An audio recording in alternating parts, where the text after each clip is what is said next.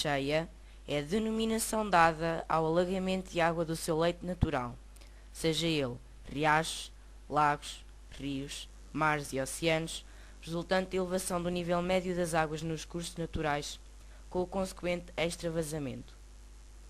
A ocorrência de cheias é mais frequente em áreas com ocupação humana, pois que os métodos de escoamento passam a usufruir de eficácia inferior. Existem dois tipos de cheias. São eles as cheias progressivas e as cheias rápidas. As cheias progressivas são causadas por longos períodos chuvosos que podem durar semanas, relacionados com a permanência da circulação zonal do oeste. As cheias rápidas devem ser curtos períodos chuvosos, mas de grande intensidade, relacionados fundamentalmente com depressões convectivas, gotas de ar frio particularmente ativas ou depressões resultantes da interação das circulações polar e tropical. A ação humana pode contribuir para este fenómeno, dada a ocupação dos leitos de cheia, que faz aumentar o risco de inundação e agrava a vulnerabilidade dessas áreas. A impermeabilização dos solos nas cidades, com asfalto e cimento, impede a infiltração da água e as ruas facilmente ficam inundadas. A solustação faz aumentar o escoamento superficial das águas da chuva, que arrastam consigo grandes quantidades de sedimentos, assoreando a foz dos rios. As cheias têm alguns efeitos, normalmente agrupados em efeitos diretos e em efeitos indiretos. Entre os efeitos diretos destacam-se a evacuação e desalojamento de pessoas, isolamento de povoações, danificação de campos agrícolas e explorações pecuárias, danificação e ou submersão de estradas e infraestruturas, interrupção do fornecimento de serviços ou bens essenciais, entre outros. Entre os efeitos indiretos, destacam-se a perda de produção de atividade, afetação das atividades a nível social e económico e afetação do meio ambiente. As frentes úmidas associadas a núcleos de baixa pressão que se formam no Oceano Atlântico e que se deslocam para leste sobre a Península Ibérica provocam com frequência prolongados períodos de precipitação nas bacias hidrográficas que desaguam no litoral português, ocasionando por vezes grandes cheias. Outros fenómenos meteorológicos de origem convectiva produzem precipitações muito intensas em períodos curtos, o que, além de ocasionar danos nas zonas diretamente afetadas, pode provocar cheias repentinas, principalmente se ocorrem em pequenas bacias hidrográficas. Algumas cheias graves ocorridas em Portugal continental. 1909, dezembro. Grandes cheias no Douro entre 17 e 25 de dezembro, sendo os dias 21 e 23 piores. Foi uma das maiores cheias conhecidas no Douro. Atingiu na régua o caudal máximo de 16.700 metros cúbicos por segundo. Os prejuízos foram bastante elevados. Perderam-se muitas dezenas de barcas de carga e registaram-se várias vítimas mortais.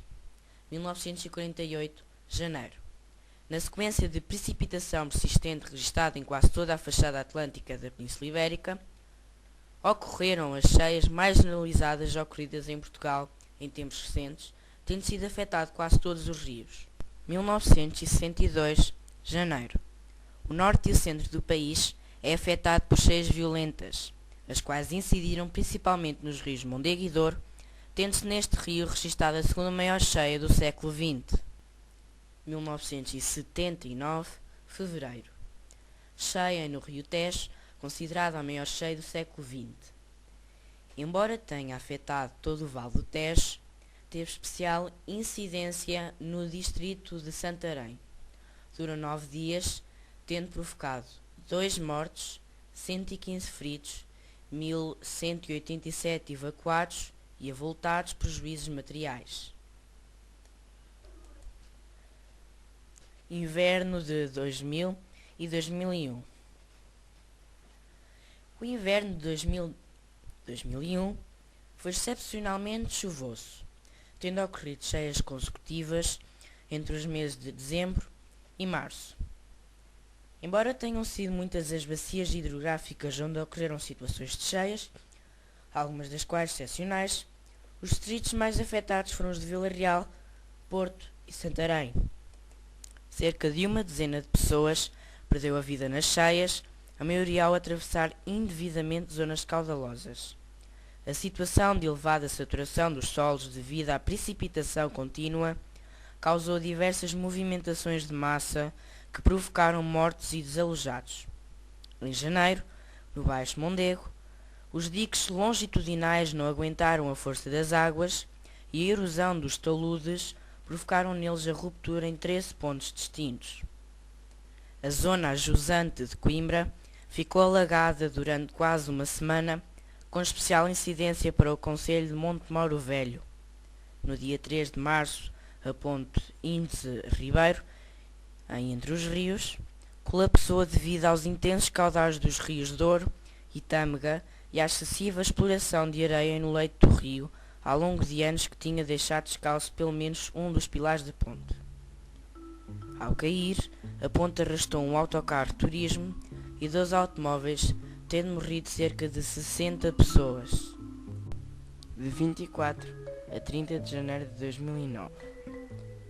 Cortes e condicionamentos nas estradas de norte a sul do país, obras e acidentes.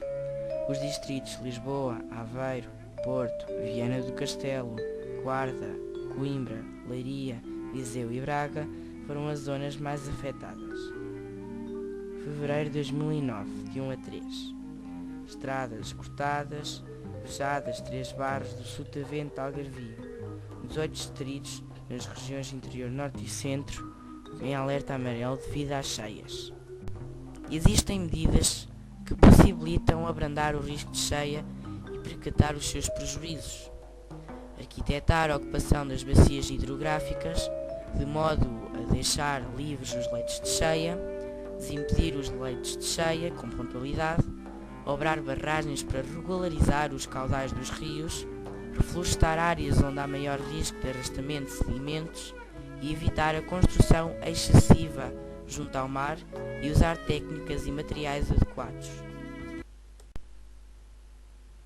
A regularização de rios e a construção de bacias de retenção constituem as principais medidas já tomadas em Portugal continental.